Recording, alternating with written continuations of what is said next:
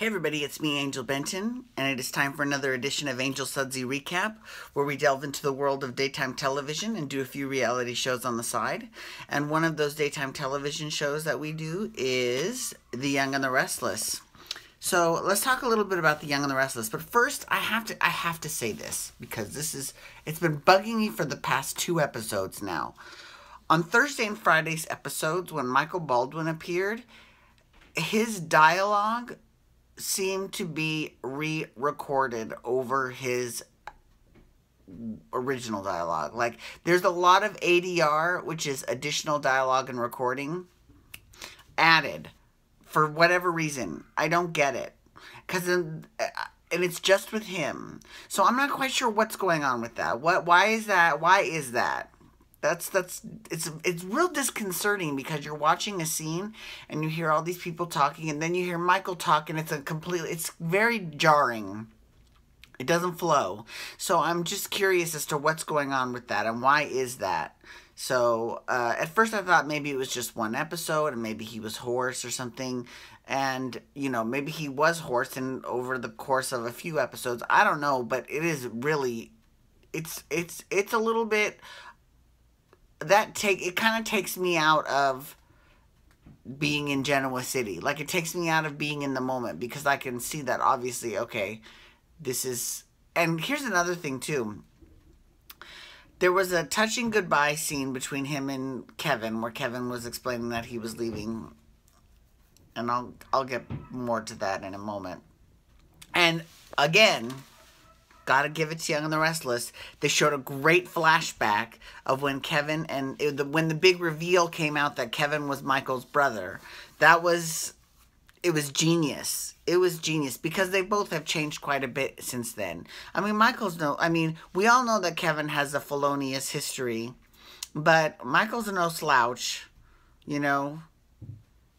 That's all I'm going to say. I remember his history with Christine and the issues that he had with her. So I'm just going to leave it at that, but do some research, and neither one of them are saints.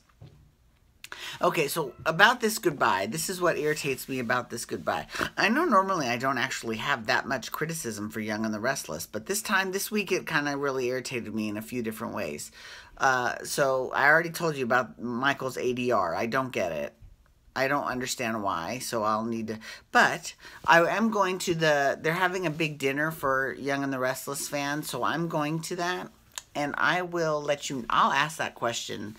I'll be like, in some of the scenes you had, it sounded to me like there was ADR involved. Why was that? Why did you have to redo your voice? Like, what's going on?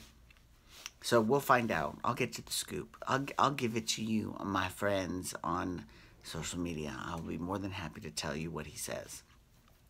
Okay, anyways. So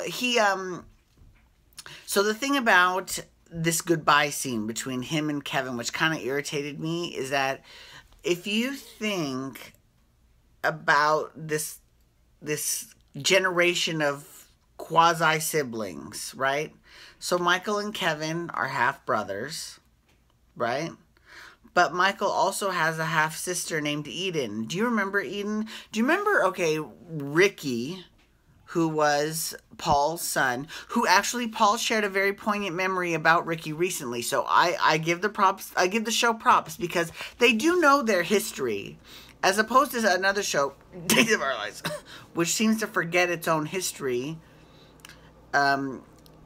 Young and the Restless is quite well aware of its own history, so I give them credit for that. So they were talking about Ricky, and I do remember that was pretty much the last we saw of Eden, because Ricky was going to kill Eden, and that's when Paul bust in and shot him, and Eden testified, in Paul's behalf that he saved her, and then she just disappeared. And there was no big goodbye scene between her and Michael, between her and Kevin. There was nothing. She was just gone. So that's unfortunate. And then Michael has another half-sister, Daisy, whose mother is Sheila Carter, because they have the same father, Crazy Tom.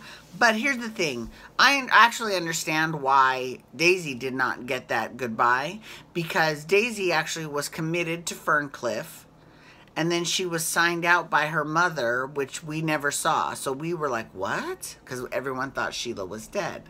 So now with Sheila back alive and in LA on Bold and the Beautiful, makes me wonder, well, where is Daisy? Where's Crazy Daisy then? So, but I understand that, but I don't understand why Eden never got that, you know. Now, granted, Eden wasn't as close as Kevin and Michael are, but she's still Michael's sister, so you would think that Michael would at least have done some sort of goodbye to Eden. So, hopefully, you never know. We'll keep our fingers crossed. Maybe Eden will come back to town. I don't even know where she went. Who knows? I think maybe she went back to Paris. She's from Paris. I don't know. I don't know where she went. Who knows? She just disappeared after testifying on behalf of Paul, and then once that was done, she was done. I would have liked to see her work with Paul to try to find out, because, you know, he did save her life. Hello. Whatever. Okay, so anyways, back to Young and the Restless.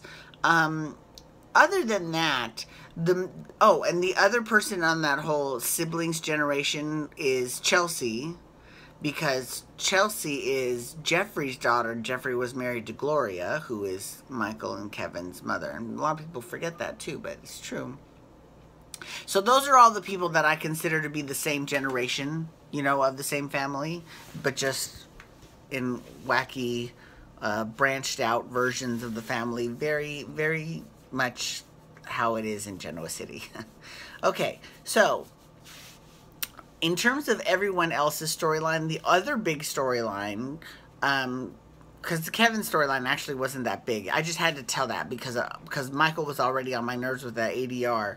And I'm not blaming, Christian LeBlanc for that. I'm blaming the production, because I would rather see a whole scene ADR than just one person. But then again, it's probably more expensive to pay someone else to come in that he has his scenes with. I don't know. It was very weird. I'd rather see the scenes cut then. You know, I don't know. I'm struggling with that one. Okay, so the big thing this week was the whole Brash and Sassy lawsuit. So Juliet settled. She got her check, and Hillary has a recording of Juliet saying that there was no sexual harassment, but she decided to sit on it because she's basically Juliet's only friend. And Juliet thinks that, you know, Kane will be there for the child when, you know, because, you know, Hillary's like, you're going to be a single mom. And she's like, no, I'm not. The father knows who he is, who this kid is. I mean, like, we'll figure it out. So I think she's giving Kane a little too much credit. But finally, and I have to say finally, motherfucking finally, Victoria actually woke up and she was like, yeah, Kane, you're fired. Thank God. Now, granted, she probably should have fired Billy too a long time ago, though. Not necessarily now. But then again, nothing that Billy has done, not even this mess up with the hockey league, which, let's be clear, that all happened because of Kane. Kane doctored that footage to make it look like they were talking about betting on their actual sport. And Victoria doesn't even know that yet. So let's not forget that, because that will come out of the bag sooner or later as well. So I'm not even really going to count that against Billy, because Kane sort of orchestrated that whole thing because he hates Billy. So if you don't count that, Billy hasn't done anything as bad as Kane has done. I mean, Kane's pretty ruthless. And but that's not just another thing. And I mentioned this on last week's Sudsy recap, and it's like, he's an executive, so he should be able to get a job at any company just fine. He could get a job at Newman, he can get a job at Chancellor, he can get a job at fucking McDonald's. I mean, like, corporate office. You know, but like, or, you know, I mean, so that's kind of weird that he's all upset because he lost his job. So you lost your job, move on. Take your severance package and move on, right?